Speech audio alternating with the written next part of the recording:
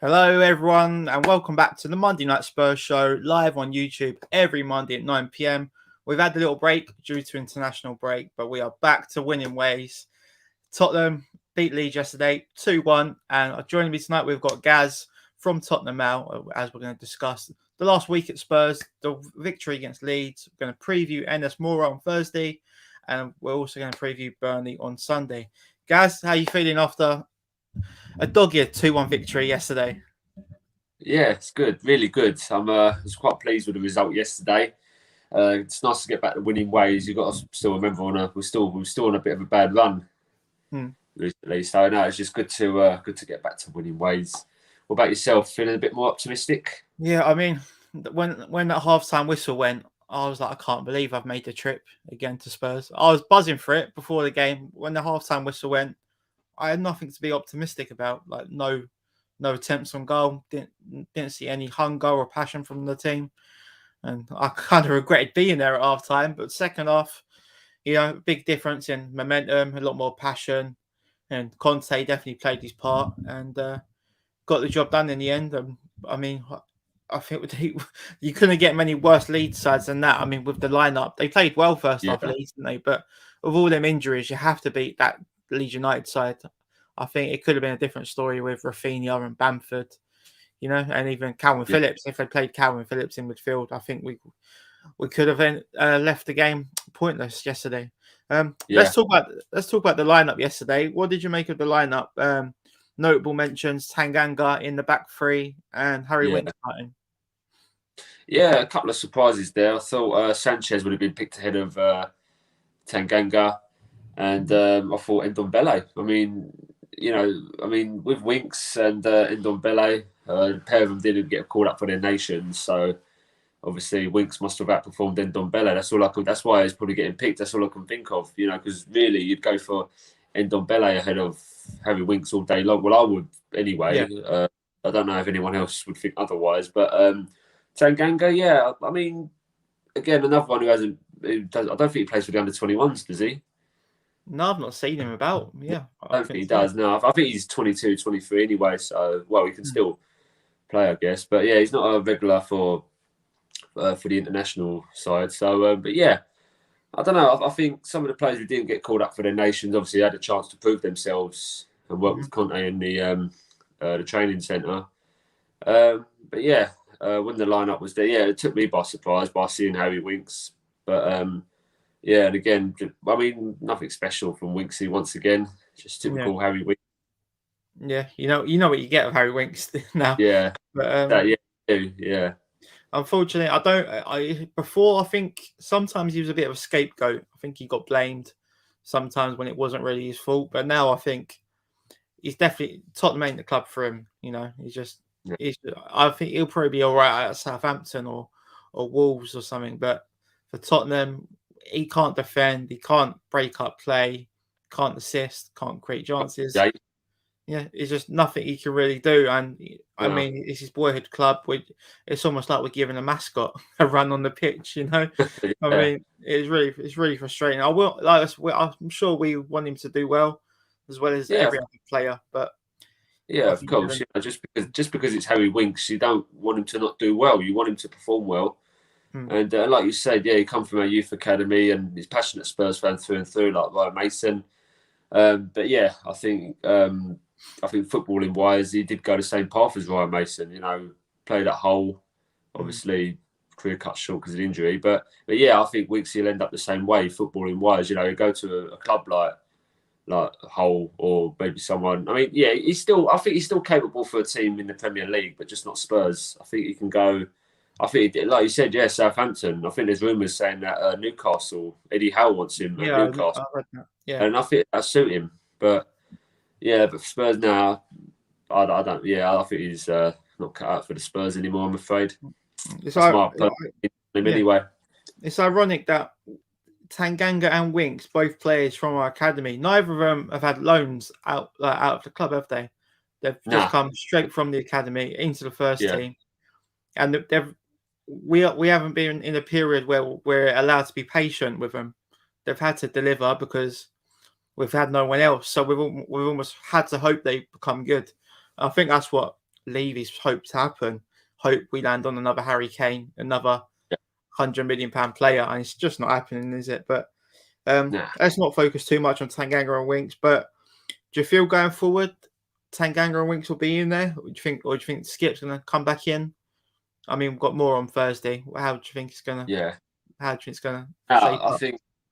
I think. Well, I mean, yeah, on the game Thursday against Mura, I think I did see somewhere Conte will rotate, but not fully. He won't do what Nuno done. I mean, it's stupid what he done. You know, he left all the first teamers back at home, and it clearly backfired on Nuno. But I think he'll take half a good squad and rotate some players. I think players like Rodon will start. I think Skip will start. Obviously, he was suspended yesterday, so I think he'll start anyway.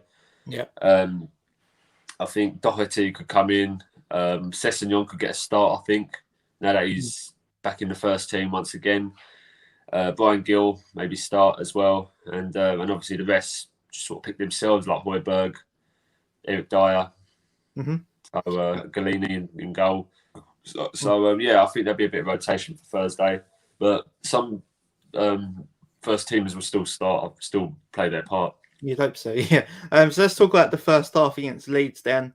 Yeah. Like I said, no shots on goal, no attempts, nothing. I've wrote in my notes. There's actually nothing attacking wise for us to report. So, but let's talk about Leeds goal, the Dan James goal. What did you make of the goal? Was it poor defending or good bit of quality from Harrison? What did you make? Well, I mean, I saw. Well, saying about the starting 11 yesterday, I said yesterday when we was in the Bill Nick, I said the two threats in that Leeds squad. Looking at the starting 11, I said the two best players in that team going forward is Jack Harrison and Dan James. Yeah. The rest, I mean, the other decent player there was Calvin Phillips, but going forward, I said them two will be the threat. And yeah, Jack Harrison got the assist. Dan James got the goal. To be fair, credit to him. I think Dan James took that goal pretty well. There's two defenders around him, and he stretches his legs and gets the ball there. So yeah, you could say it was poor defending from us. Didn't even try and attempt it. Emerson Royale, I mean, you know, maybe he should have done a bit better there, but you know, I mean, that's the Leeds team you're facing up against. You know, they're a sort of team that play with aggression and they're not shy to attack. We've seen that a lot from. That's how Bielsa plays. So yeah, but with that depleted starting 11, you know, I think they had a young player up front and go hard. Yeah. And no, they put up a good fight. But I mean, if that was us with our depleted starting 11, you wouldn't see that. Oh, we'd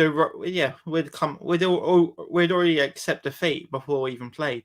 Yeah, I mean, Leeds to come away from 2-1 Leeds, I think they should be pretty proud of that performance. If I was a Leeds fan, I'd be pretty pleased with the performance. But obviously, they wanted something from the game. They look like they're fighting relegation.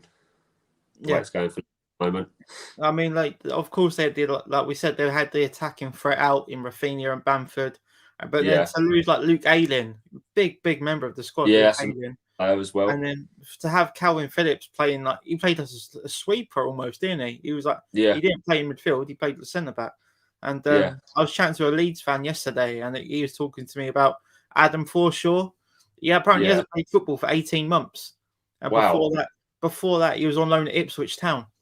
So, he put in a good shift, really. And he dominated Harry Winks. So, I mean, you know, we didn't win that midfield battle yesterday. So credit to, was it Forshaw and was it Click? I think it was Click in midfield.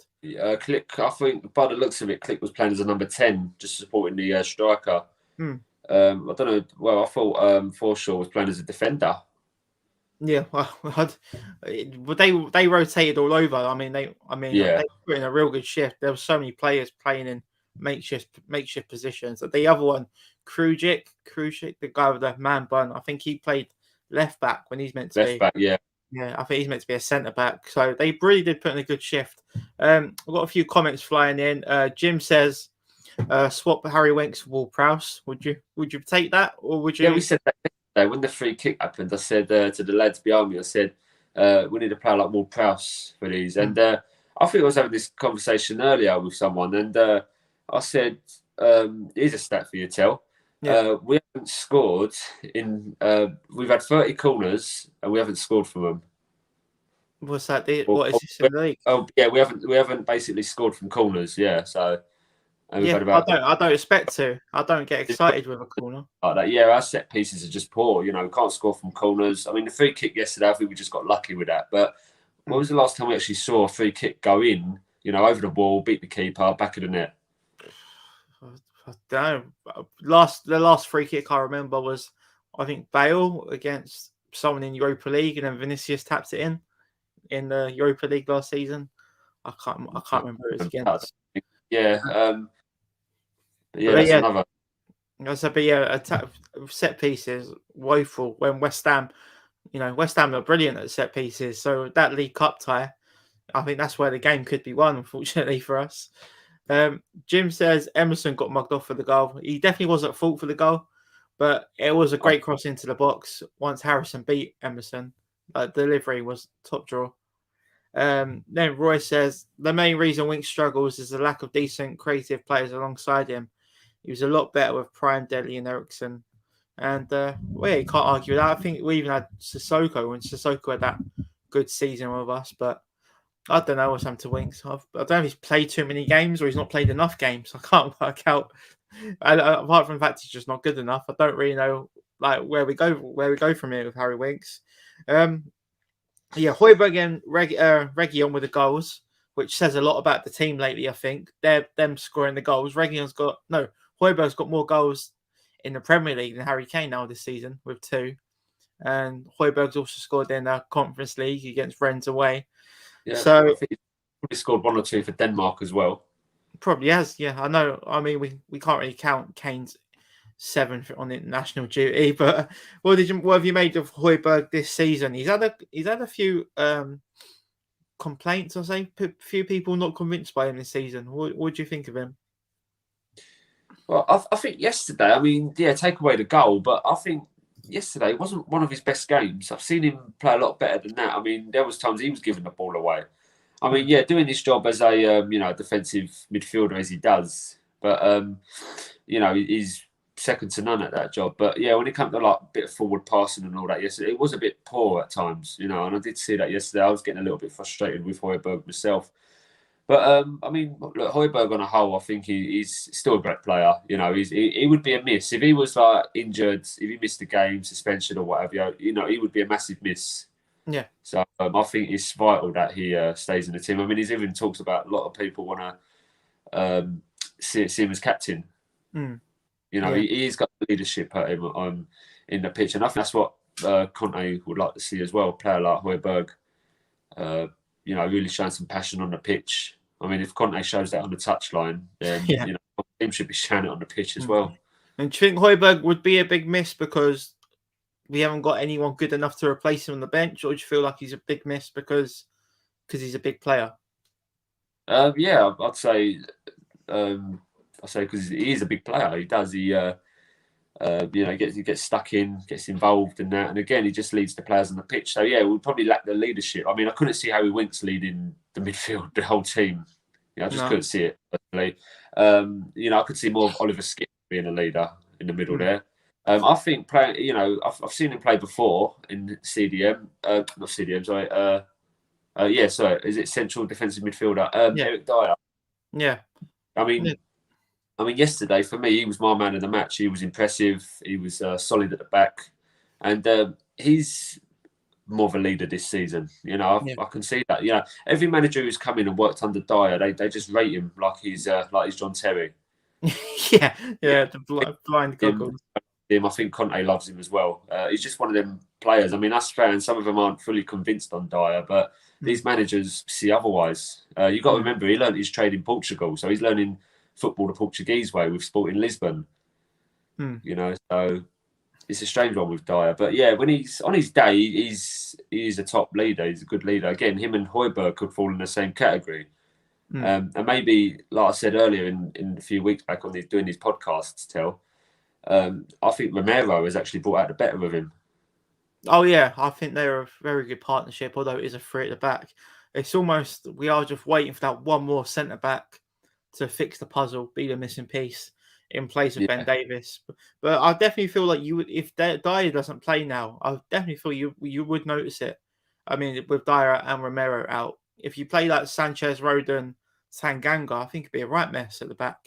I think like you need someone like in the middle of the three who will be a bit of a leader. And Dyer has been that. I know he has his moments, but I do feel like he is very important now, especially with this three at the back we're trying to play.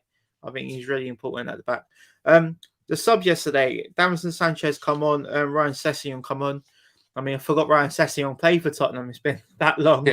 Yeah, I'm sure that I'm not sure if he even wore Tottenham's home kit last season. I'm sure he did. I just can't imagine it in my head. He's been injured for so long. What did you make of the subs yesterday? I mean, not every day you see your centre backs switched around from your manager. So yeah, what did you make of Sanchez first of all coming on? I don't know. It's strange. I mean, I don't think Tanganga had a bad game, to be honest with you. I don't think he was brilliant neither, but I think we've seen Tanganga before have his good games. He's had his bad games as well. But I don't know. Probably more, I don't know, fitness maybe or tactical. I don't know. It's not sure with that one. Maybe I think Sanchez got a bit more pace. We were saying this yesterday because obviously I think we went 2-1 up. And I think Leeds were going for it even more, so I probably just needed a bit more pace. I think Sanchez is that tad faster than Tanganga. So, yeah, for me, it didn't really make sense. But but another one, Sanchez, a lot of fans weren't too keen on him either. Mm-hmm. Same with Dyer. But I think, again, if the pair of them can really step up under Conte, then we'll have some great defenders. I mean, we've already got Romero when he's fit. So Dyer, Sanchez together in the back three, could it work? I mean, a few years ago, you'd be saying, no, thank you, but Yeah.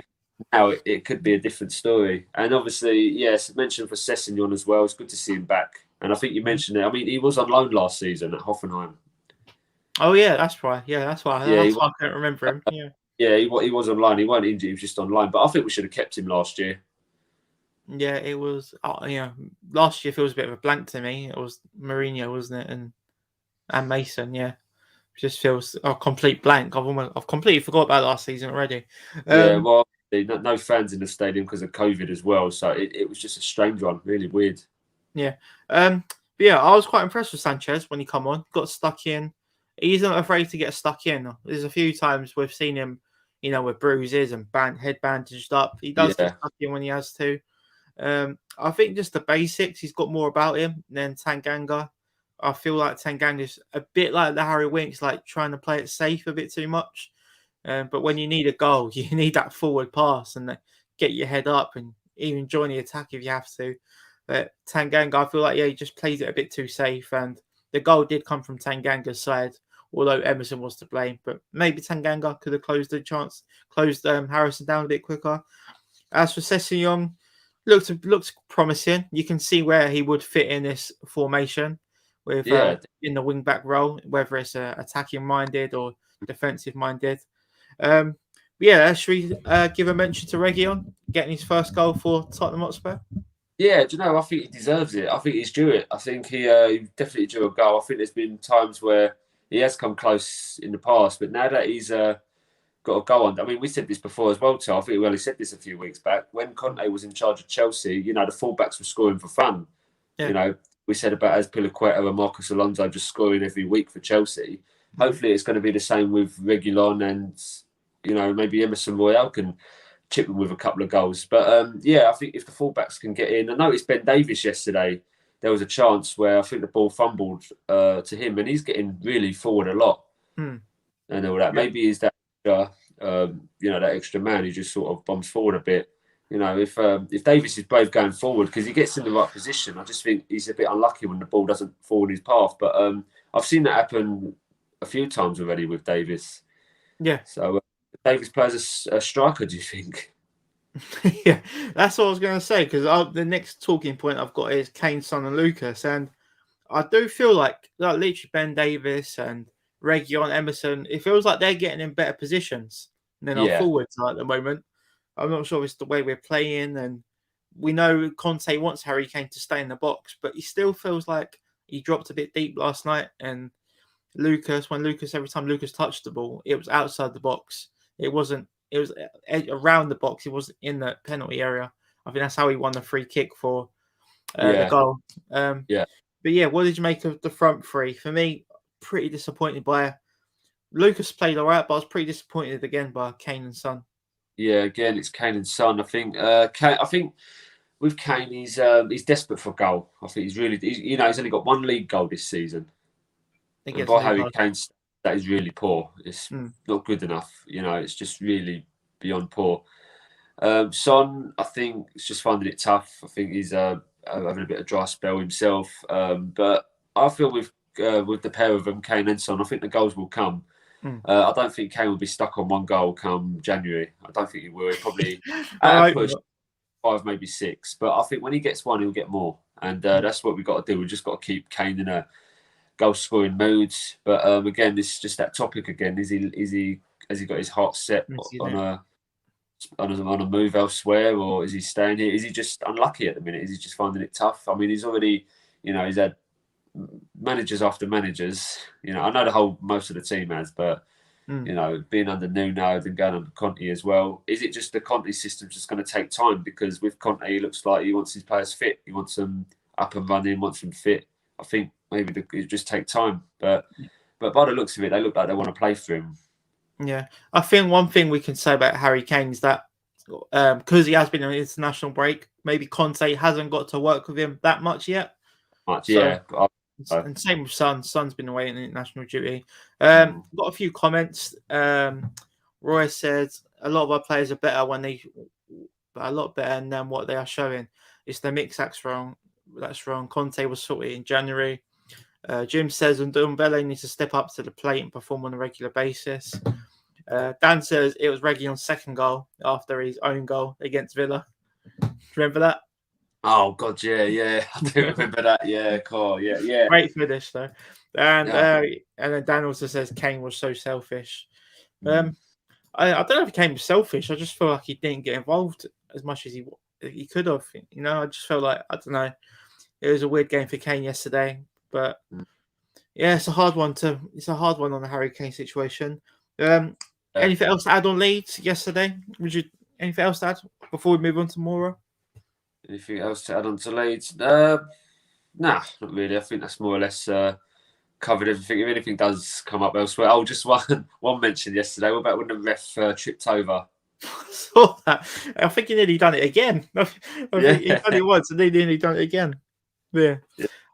But yeah, the main thing was the 3 points and the team talk. It was nice to actually come out and actually win the game after a bad first half. I'll tell you what really helped yesterday. One thing I did want to mention, what it was not only was, getting the result was one thing, but getting the 3 points when the results in other matches went our way was another important factor as well. You got to think all the teams around us who lost at the weekend. So you had Arsenal that lost, West Ham lost, Leicester lost, Brighton lost, Palace dropped points, United. Brentford, United lost, Brentford dropped points as well. And I just felt it was just so important to get that win yesterday. Mm-hmm. Now that we've got that win, the next few games on paper for me are winnable. I think we're capable of getting 3 points in each. Let's say the next 3 matches, I feel like we are capable of getting 3 points for sure. But again, let's not count our chickens here. Let's not, get too complacent. We've only won one game. There's still work to do. So, but if we can get some results and get up there fighting for the top 4, then I think we'll have quite a good season. Hopefully, a good end towards the season. Anyway, it's quite similar to the Mourinho era. It was like let's get the results first, and then hope the performances come along with it. So right now, it's just about getting them points on the board and trying to pick up ground. And we definitely did that. It was nice to see. What was the Brighton score? Did they draw? They lost. I think they lost 2-0. Who did they lose to? My mind's gone blank. Villa. Yes. Villa. Gerrard's first charge. Yeah. So Brighton was important, and the West Ham one. That's almost gone under the radar. That West Ham game. No one's really spoke about it. Losing 1-0 away to Wolves. 1-0 away to Wolves. But they're on a good run. Since that Liverpool win a few weeks back for West Ham.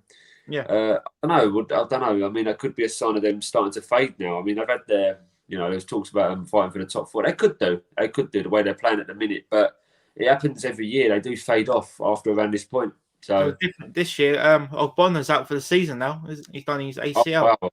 So yeah, I think Yeah. that's where it's gonna hopefully start to fall. I'm not sure who plays centre back. I'm gonna guess it was Diop and Dawson. I'm not too sure. Yeah. But yeah, so let's talk about NS Mura then. We've mentioned it already about rotation. We're currently second in the group, 3 points behind Rennes. However, it's down to head. It's not down to goal difference in the group. Right. Mura bottom with 0 points. So we have to win. There's no excuses, is there really? We have to win on Thursday. Yeah. I think we should get the job done. I mean, blimey, if we can't win that, yeah, I think we'll just say goodbye to the Europa Conference League because, well, not necessarily, but I mean, look, it's just embarrassing. You don't beat Mura, you might as well give up. I said that yesterday. You know, if we don't get 3 points against Leeds with that depleted starting 11, then yeah, we might as well give up. But yeah, I think going into that game on Thursday, I think I think again we should get the job done there. I think the players know that as well. And then going into the last game against Rennes, that's you know, hopefully we can top the group if we beat them. So if we win the next 2 matches, we top the group. Yeah. I've got to read this comment out. It's brilliant. West Ham are like Christmas decorations. They'll be down in the new year. Brilliant stuff. But yeah, NS Mura, who would you like to see? Would you want to see Galini or would you rather stick to Hugo in goal? Just stick Galini. Yeah. I'd rest Hugo. I'd give Galini a run out. Yeah, again, I think I don't know what to do. Half and half. I think players like I said, Gil, Roden, Doherty, Sessegnon, I think will start. I think Skip will start this one as well, only because he missed the game on yesterday. Mm-hmm. I think after like the 60th minute mark, hopefully we're like 4-0, 5-0 up by then. We can chuck some young players on. Hopefully we can get Scarlett in, get Markande in. And that'd be lovely to see Markande. Yeah, I'd love to see that. I think so. I think he's still scoring goals for fun for the under-23s. Yeah. They're playing right now, the 23s. They're playing against Leicester, so I don't know what the score is. What about Tonki and Dombele? Would you play him on Thursday? Like, he's almost a wild card now. You just don't know what you're going to get with him, do you? Like, I'll probably play Ndombele. Just give him about a 60-minute run out and then take him off and then see. And then, you know, starting against Burnley, head of Harry Winks. What, you want to put Skip back in? Well, yeah, I put Skip. I don't know. See, I'm still thinking of like a midfield 3, but Conte doesn't really play like that. So it's a strange one. A lot can happen. And I can't really. I don't know what Conte's best starting 11 is. I'll be honest with you. I mean, I think in our heads we do, but Conte thinks different than what we will. Yeah. Let's talk about Matt Doherty then. What do you think about Doherty? I reckon this will be his chance against Mura on Thursday. Do you feel like he's got a good chance to cement the right wing back position, or even like Bergwijn as a right wing back, or even Lucas Moura? What do you feel about this right wing back position? Is it up for grabs? Not necessarily. I think Emerson Royale is our first choice right back now. I just think he's better. The better right back now. I mean, even if Aurier was still at the club, I'd say Emerson Royale is much better. I just think I think he's quite a tidy player. I mean, yeah, I know he looked like he was at fault for the goal yesterday, but apart from that, he didn't really do much else wrong. I mean, he gets forwards. He's got some pace to him, got some legs to him, and not bad cross I've seen. His crossing ain't too bad either. With Doherty, I think he was just a cheap option. I think he'd just be like a backup player. I mean, you've got to remember, he is, 29, nearly 30. So, and Emerson's a lot younger and fresh. So, but yeah, I think Doherty, he'll probably stay until the end of this season and probably gone. I don't think he'll be here for the long term. I think he'll probably be gone at the end of the season. But yeah, I think, but for Doherty, I think he's got a chance to prove himself. I think they all have players. All chance to prove themselves now under Conte. I mean, when he come off the bench last game against Everton, played at left wing back, and I thought he did all right then. So maybe we're seeing a better Matt Doherty there. But I don't expect him to be the long term right back anyway. I'm expecting to see it to be Emerson. So Yeah, one thing that we haven't mentioned yet is Antonio Conte banning the ketchups and the mayonnaise. So yeah, I think Matt Doherty is probably one of them who probably does need to lose a few pounds and maybe get yeah, a bit more leaner. So I'm not, he doesn't look that lean right now. So hopefully he could be one that lose a bit of weight and maybe be a bit more. You're going to need to be mobile on that right wing, especially after Reguilon. He said he was knackered after the game, didn't he? He yeah, said it was the worst week of his life with the fitness and training. So I mean, there probably will be some rotation. I know a lot of people spoke about Moses and Alonso, but I'm sure there must have been some rotation with them fullbacks as well. I think Aspilicueta maybe even played right wing back sometimes. I can't remember who played on the left. It's been yeah. quite a while. I think it was Emerson was it, or Zappacosta maybe? yeah, it was what yeah. I think it was one of them. I think they were just the backups, but I remember the first choice of them being Azpilicueta and Alonso Yeah. for So, Chelsea. but yeah, I'm sure it's going to be rotated, especially in the Christmas period. Like I said, in Oh two yeah, weeks we've got 3 games in 7 days: Norwich, Brentford, and Rennes, and there's going to be some serious rotation there. So, yeah, especially with the fullback, so we probably will see a lot more of Doherty and maybe even Session will have to start in the Prem or in the Conference League.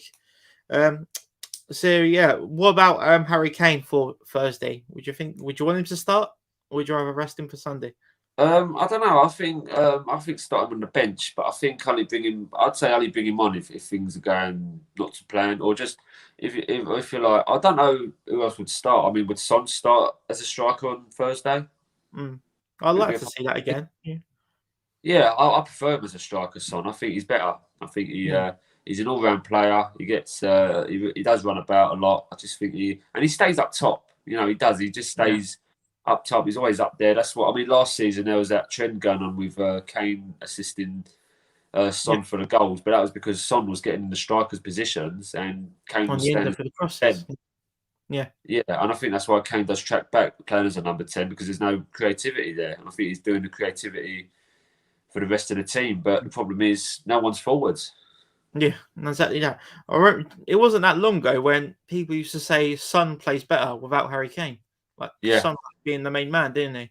And then yeah, Harry Kane comes back, it almost puts Son back to second place and Kane back in the spotlight. So it'll be interesting if Son does start and then Kane is on the bench. Um, yeah, I wouldn't be surprised if Son banged in a couple if Kane was on the bench. Maybe yeah, have maybe have Gill and Bergwijn behind Son. Yeah, I definitely want to see a bit more Brian Gill. He hasn't really yeah. had his opportunities yet, has he? Not really, no. But I think when you've got a manager like Nuno breathing down your neck, I think, well, you know, I mean, his tactics weren't good enough. So I think we'll see the better with Brian Gill under Conte. I hope so, anyway. Yeah. Um, because yeah, I reckon he's the sort of young player and quite an exciting player as well from what we've seen. Mhm. So yeah, I think this would be a player that Conte would appreciate. Yeah, no, definitely looking forward to seeing him. Hopefully he's one that does play on Thursday. So what's your prediction then for Mura on Thursday? I don't know, 5-1. Bloody hell. I saw a stat earlier. I was doing me notes before tonight's stream. How many corners do you think Tottenham have had in their Conference League this season? Oh blimey! In all the games, In all the games, can't imagine us having many. I don't know. It's probably something crazy like 5 or 6. seven, Oh, 7. Blimey, seven, yeah. 7 corners, and that's That's what crazy. more at home, Rennes away, Vitesse home and away. So I've had 7 corners. So I've showed you we've not even gone for it in some games. I think Vitesse No, we away, haven't. No, Vitesse no. away was awful. Yeah, Jim Yeah, said 10, that was but yeah, 7 corners in the Conference League so far. So it proves we're not troubling the keeper at all. If the keeper's no. not saving it or it's getting blocked or deflected out for a corner.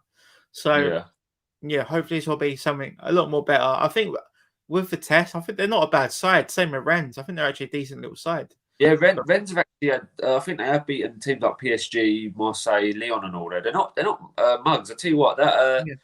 the Chelsea goalkeeper, Edward Mendy. I think he came Mm. from Rennes. Yeah. I think they've Uh, had a few decent players. That Camavinga, who which joined Real one? Madrid. Camavinga, he joined Real Madrid in the summer. Yeah, I But think I remember. name as well. I think so that Jan and Villa. I think he went to Sunderland. Yeah, I remember him. Yeah, He played for Rennes. I mean, he weren't great at Sunderland. He was good at Rennes, but he was poor at Sunderland. yeah, yeah. I Uh, remember him. there's been a few names there as well. I think I can't remember who. Yeah, I'll get some names in a bit, but I think no, I thought it was Ben Yedder. I don't think he played for Rennes, did he not? Mm. There's Oh, definitely. I Was think it he did. Morris? I think Morris. Oh, Did Morris come through? I think Morris come through Rents. no, I think he come from a lower team. I can't remember who, but I think Sarr, the one who plays for Watford, I think he came from Rennes. Yeah, that sounds about right. Yeah. So let's move on to Burnley at the weekend. Yep. They've won one game all season, and they're 18th in the Premier League, but they scored 3 at the weekend. If we're going to talk about league goals scored, Burnley has scored 14 goals this season in the Yeah. league. Tottenham has scored 9. We've scored 11 now. Who scored 11? Spurs. Well, I've got 9 on here. Is it? It might No, be. nine was before. I saw the league table this earlier, and it's Maybe it's 11. not updated then. Yeah, maybe it's not updated. My one. Yeah. So if that's not updated, then that means Burnley have scored 17. Oh wow.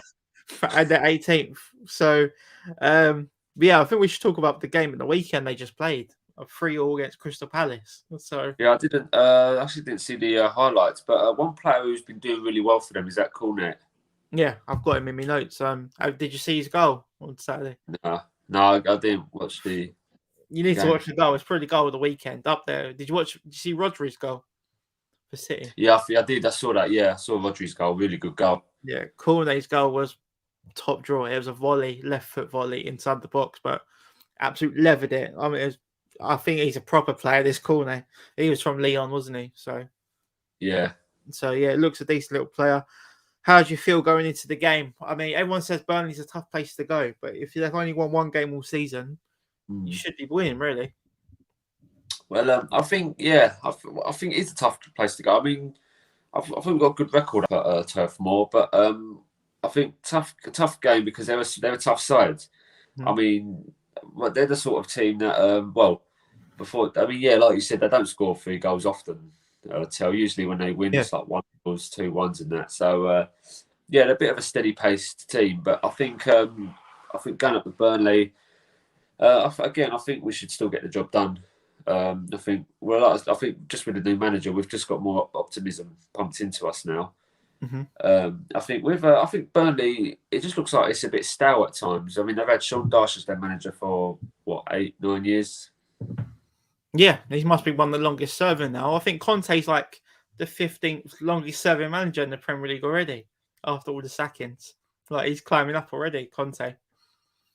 Yeah, because since Conte got appointed, Solskjaer's gone, Dean Smith's gone. There's a few. Who else has been replaced? Daniel Farker from Norwich. Farker. Nuno. Nuno. There's been loads of people. There's been quite a few sackings. Roy said Spurs under 23s beat Leicester 4-1. So. Oh wow! Okay, that's. I tell you what, Leicester have gone down a bit. Leicester. Yeah, no, I thought Leicester would be up there challenging, and now first of all, it felt like top 4 was completely out of reach with United. I thought United were going to blow everyone away, but they're not. Obviously, we know it's up to United, and now Leicester. I'm surprised there's not been more media coverage about Leicester. You know, they've really not pulled up trees, have they?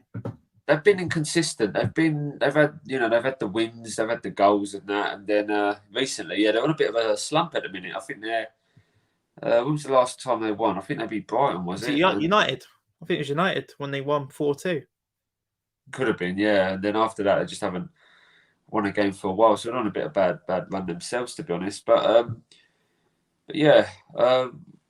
there's quite a few teams like that, actually. I mean, we were saying about yesterday about Leeds. I was saying to someone yesterday about Leeds themselves, actually, of having a bit of second season syndrome.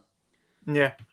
So Leicester being pegged back a bit as well. But I said, I know we're going off topic a bit for Burnley, but I said a few weeks ago, the top 3, Man City, Liverpool, Chelsea, I think top 4 could be up for grabs now.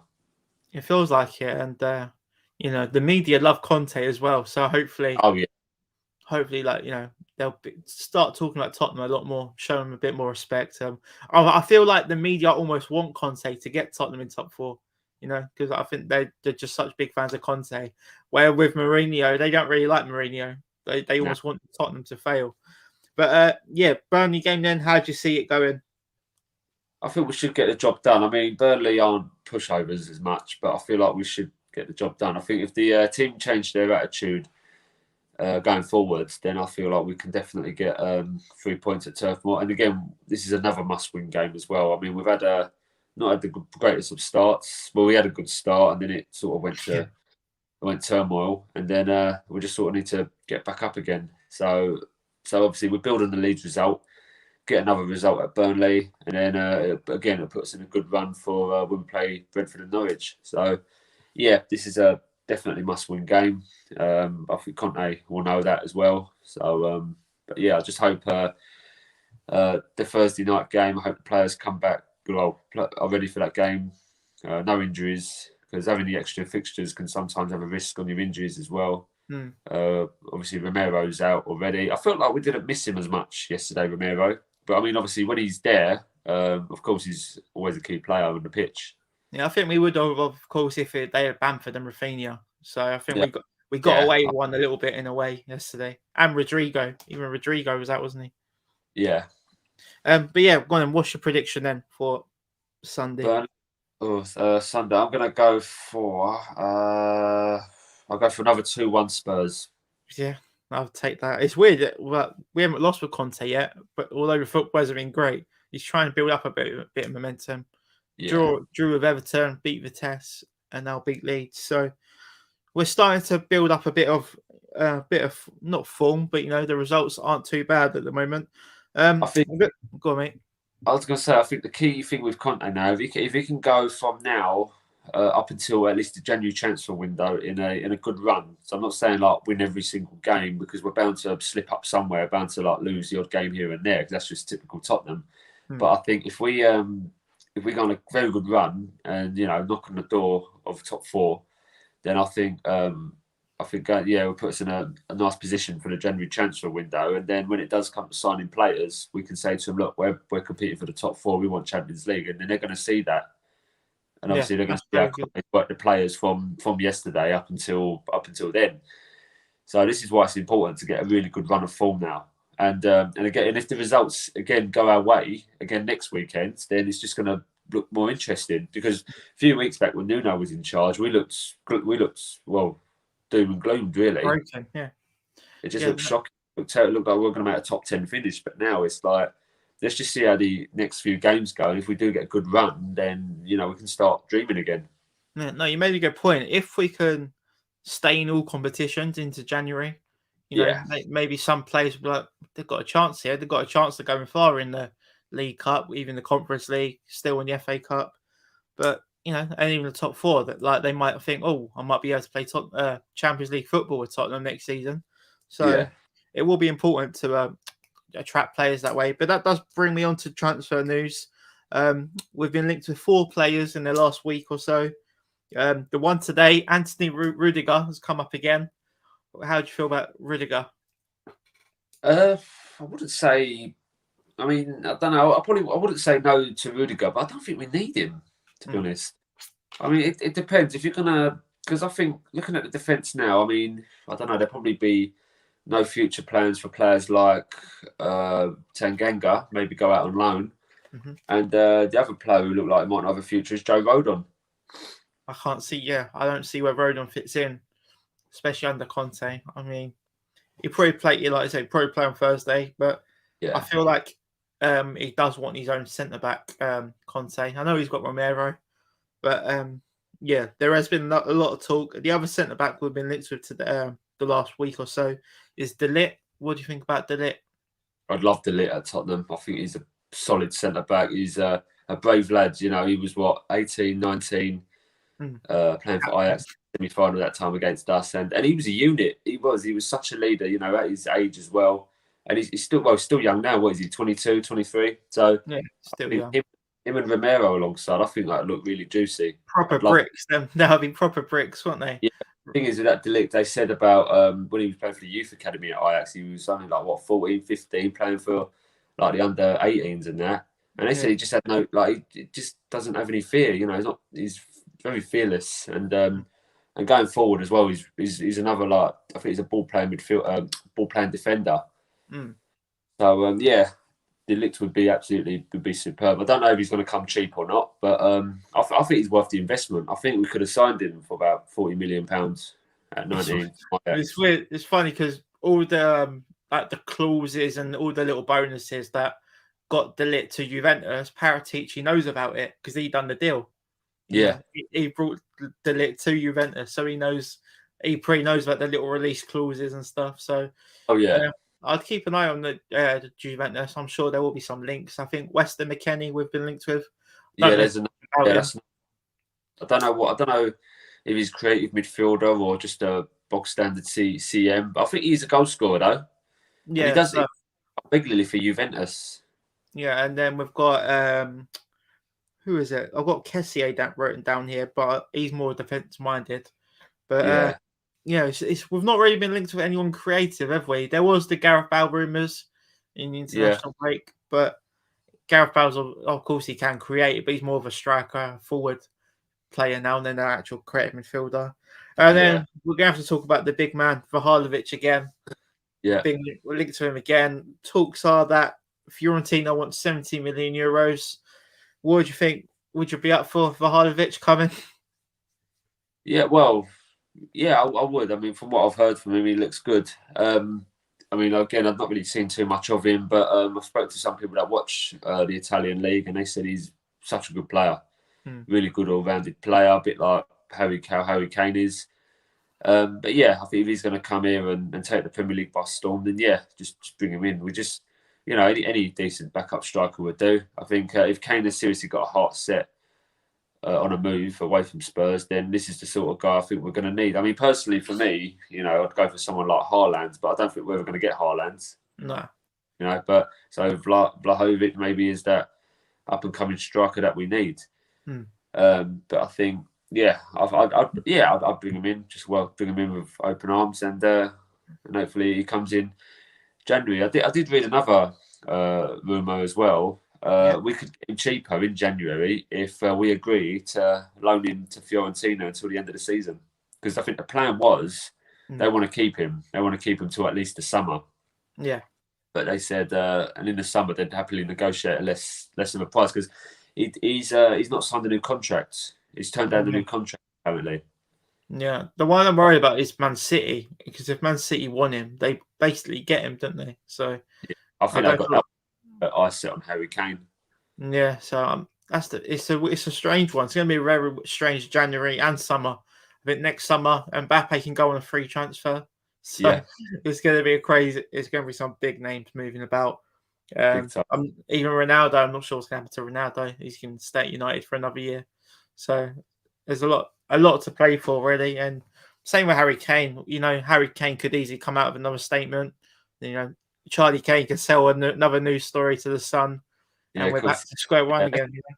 I mean, let's talk about former Spurs player Michael Carrick. He's landed the new Man United.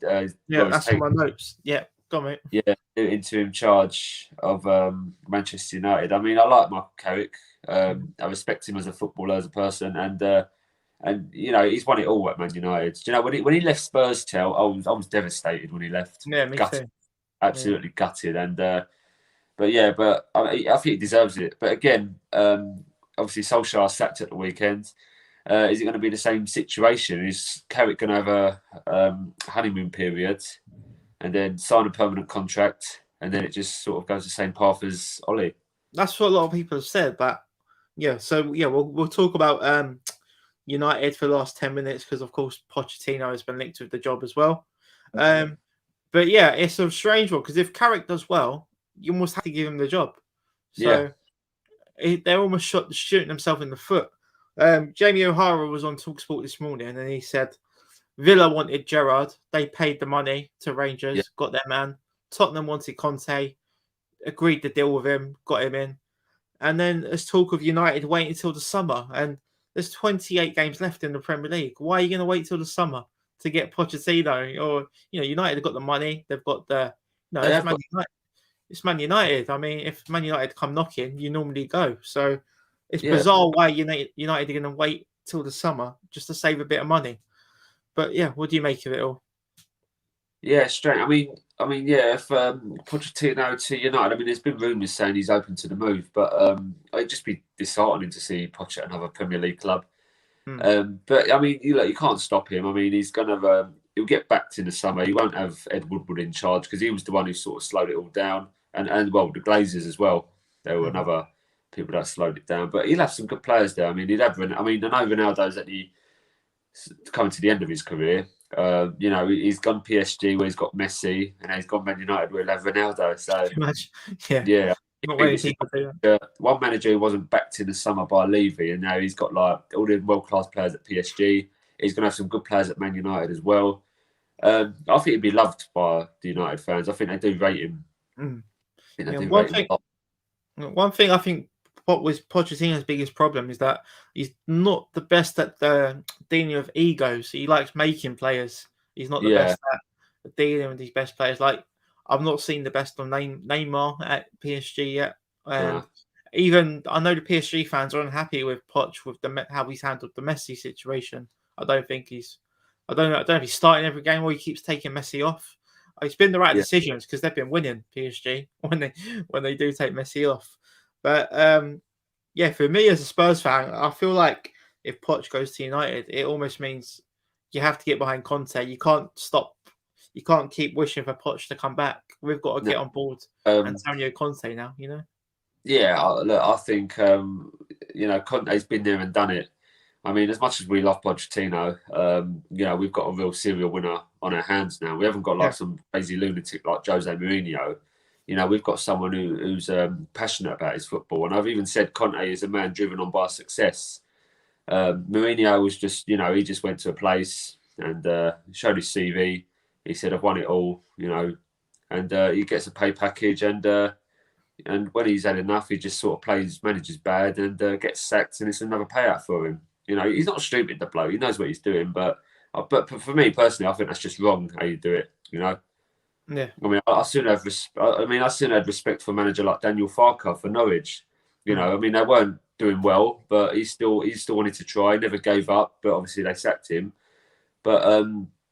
But yeah, I just think it's wrong how you do that. You need to be driven on by success, and that's what Conte is. And he breathes football, lives football, and yeah, let's just see how it goes out. But yeah, I think Conte will work out better than Mourinho.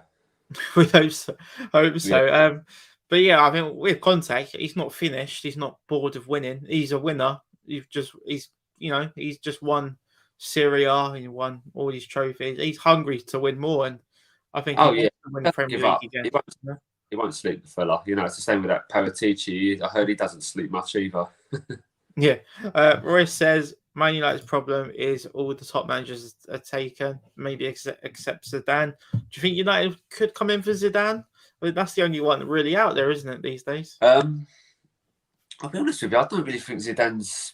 I mean, yeah, he's all right as a manager. I don't know. I don't think he's that great. I mean, he's not really been to another club where he's done well. He hasn't really done what Conte's done, say. Hmm. And I don't know. It's a strange one. Zidane. I don't know. I don't know if it'd work or not. I think the only thing Zidane obviously was at Real Madrid, but he had his players there. I mean, I believe we got a result against Madrid when Zidane was there. Yeah, the Varane own goal, wasn't it, I think. um, Yeah, yeah. I mean, even the return leg at Wembley when we beat them 3-1. So yeah. One thing I heard about Zidane, apparently he doesn't speak English. His English is really I've bad. heard that. I've heard he's a bit of a Bielsa, But apparently Bielsa does speak English, but he He likes does, to. yeah. He likes to Yeah. in Spanish. He likes to get his point across. Likes to really, get his point across in his first language, so he can understand it for himself. He just hasn't got the Yorkshire accent, has he, Bielsa? Nah, That's his problem. yeah. But again, how many managers have come to the Premier League not spoke like Ramos, for example? Yeah, and he won a something. He won a something. I mean, couldn't even speak English, the fella. But the same with Pochettino when he was at Southampton, did speak a lot of English. Well, that was part of the deal for him to come to Spurs. He had to speak English to the press Yeah. and stuff. He wasn't allowed to have the translator. I do remember that. Uh, this is a good one. Well, what about Graham Potter to United? No, I think Graham Potter, I think that'd be too big of a move. You know, that's a bit like when Roy Hodgson went to Liverpool that time. It was too big of a move for him. Yeah. I don't know. I don't know what manager I could see going Man United at this moment in time. Zidane, maybe. I mean, I would say Pochettino, but the pay package is going to be a lot of money.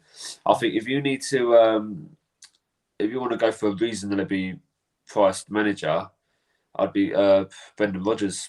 That's what I was going to say. I'm surprised nothing's really happened with Rodgers yet because it feels like he has to Leicester as far as he can right now. Like I don't really know. He's won the FA Cup. He won the Community Shield. Yeah, And right now, and he's signed some good players, and he's not really getting the best out of Maddison or Harvey Barnes. And I know no, Daka looks all right in the Europa League, but it yeah. feels like this is the ceiling now for Leicester. So maybe I could see it happening. To be honest, what do you think? Steve Bruce. This is what I heard earlier. Yeah, just Steve Bruce to the end of the season. You know. Oh, yeah, I don't know. I'm not too sure. But I couldn't really tell you. I think they had a chance to take Antonio Conte, but obviously when Ollie got that win against us, he kept his job. Nuno was sacked, and we went for Conte. So I don't know. They had their chance to have Conte, but they've missed the boat now. So I don't know. I could see. I mean, next season I could probably see someone like Max Allegri, the Juventus manager, possibly going there. Yeah, Jim says Allardyce can do a job at United. I love to see him in that touchline. It'd be quality. Oh, could you imagine? Yeah. No, I don't know. Very sure. What about Gareth Southgate? Oh, he's just signed a new deal today, isn't he? Yeah, he has actually. Oh, yeah, he has actually. Yeah, yeah. I don't know. Laurent Blanc. Now that could be a good Yeah, he's not. I've not really heard much about him the last 10 years. I know he was managing quite a bit, but yeah, he's gone very quiet. Yeah, Let's finish. Go on, mate. I was going to say, I noticed like all the former legends go. I mean, Ryan Giggs took temporary charge. I think obviously Ole Gunnar Solskjaer, Carrick's in temporary charge now as well. I don't know why they don't go back for David Moyes. Yeah, I think I said this before. Like that's who they would have gone for. You know, he's getting the best out of these players. Well, it seems like an obvious choice, but of course he ain't going to go back now. Let's finish. I think they treated him like shit, to be honest. So yeah, it was awful. Let's finish up then with on Pochettino. Do you think it like ruins his legacy at Spurs? no, look, I think when they move on, you just sort of got to let them go, really. But the thing is, he's always said like one day he hopes to return for Spurs. So whether he goes to United during that time as well, or even like when Conte goes, that's if it doesn't work out with Conte. But I wouldn't say so. I think he'll always be remembered as a legend at Spurs, a manager legend anyway. But no, I wouldn't say it ruins his legacy. I don't think so. I don't know what you think, Tel, but I don't think it does personally. No, it's a weird one because obviously he didn't come to the Premier League to Tottenham. He went to Southampton, didn't he? It would be really strange, but I think in a cup final, I think I'd fancy Conte over Poch in a cup final. Yeah, I would. So yeah, that's I think one manager who's linked with the Man United job was Eric Ten Hag. Yeah, see that's the fear. If once the Conte era is over, that's who I look at for Spurs. If Pochettino's not the option, if Poch does go to United, then I would look at Ten Hag. He does seem to have that DNA about him. It'll be interesting to see what happens to Van der Beek now at United as well, with no Ole. Yeah, he's an interesting one. Yeah, I say we should go for him. Yeah, no, I'd be very interested in. But yeah, anything else to add on tonight's stream, mate? No, I can't think at the minute. No. But a positive week in the end. We just had the Romero injury. Apart from that, it's been not too bad. Yeah, I'm not sure when Romero's back. I hope he's back. I think he's back for the Brentford game. I think they said.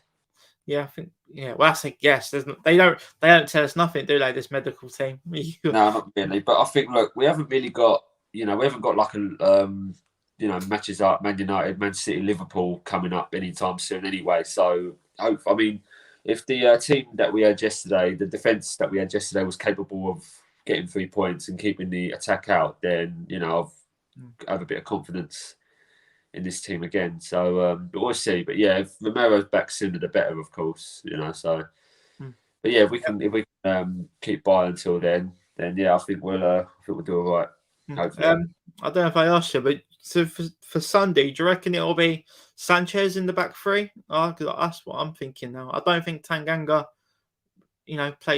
cemented his position. Yeah, I don't know who their attack is. It's usually someone like Chris Wood, Vidra, where I think and Barnes. James Rodriguez. It's Dwight McNeil they've got.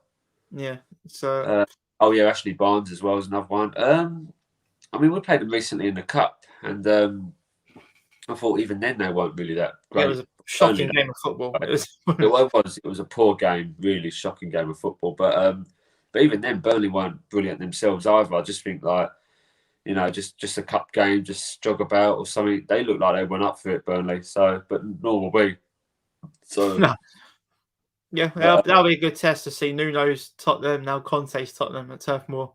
Yeah, so. I reckon it'd be a different game, definitely. But yeah, I just hope we do get 3 points there at Turf Moor next week, and again, hopefully it'd be another good week.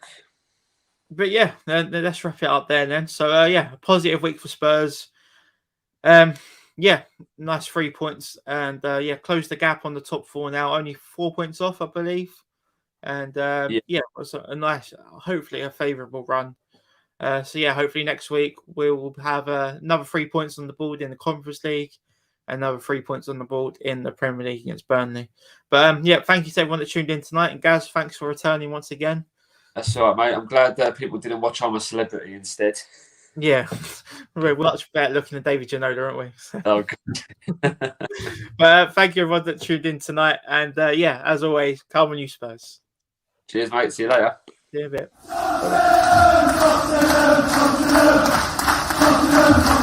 Bye.